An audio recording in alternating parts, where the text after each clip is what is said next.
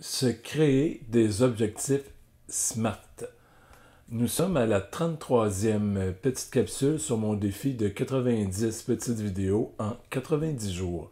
Donc aujourd'hui, je te parle des objectifs SMART, que ce soit côté financier ou peu importe les autres domaines de ta vie. De se fixer des objectifs sera toujours important et ça va t'aider à faire la différence entre une résolution de début d'année versus atteindre un objectif quantifiable et tout ça. Et tu vas comprendre un peu avec qu'est-ce que veut dire chacune des 5 lettres. 1, 2, 3, 4, 5 lettres, oui. On y va. S pour spécifique. Un objectif doit être spécifique. J'aimerais faire plus d'argent en 2022. C'est pas vraiment spécifique. J'aimerais augmenter mon revenu de 10 000 $. J'aimerais augmenter ma situation, ma valeur nette de 10 000 $. Là, on a quelque chose de spécifique. Mesurable. Donc, j'aimerais augmenter mes revenus. Comment est-ce que je peux, à la fin de l'année 2022, savoir si j'ai atteint mon objectif? Impensable si on se fixe cet objectif-là de augmenter ses revenus. Tandis que si je veux augmenter de 10 000 mes revenus ou améliorer ma situation financière, ma valeur nette de 10 000, bien à la fin de l'année, je vais pouvoir vérifier ces deux, une ou l'autre de ces informations-là et dire oui, j'ai avancé de 8 000 ou j'ai avancé de 12 000. Donc, j'étais proche d'arriver ou j'ai surpassé mon objectif. Atteignable.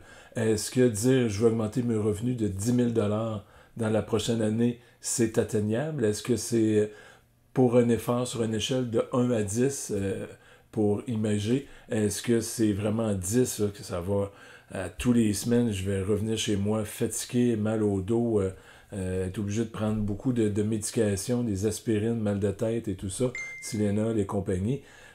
Donc, ça vaut peut-être pas la chandelle, ou c'est vraiment trop facile que tu serais capable de faire 20, 30 000 d'augmentation avec un peu plus d'effort, oui, mais au moins le 10 000, faut pas qu'il soit trop facile ni trop dur. Il faut qu'il soit entre les deux. Souvent, sur une échelle de 1 à 10, on essaie d'avoir à peu près 7, 8 comme niveau de difficulté d'atteignable. Le R dans Smart, moi je l'ai mis avec ressources. Il y avait un autre terme, je pense que c'est réalisable. J'aime mieux mettre ressources, à savoir est-ce que pour atteindre mon objectif, j'ai besoin d'avoir des collègues, des partenaires? Est-ce que j'ai besoin de financement? Donc, c'est des questions que je veux savoir. Est-ce que j'ai les outils en main pour pouvoir atteindre mon objectif? Donc, le R, quant à moi, dans sa définition de SMART, sert à ça.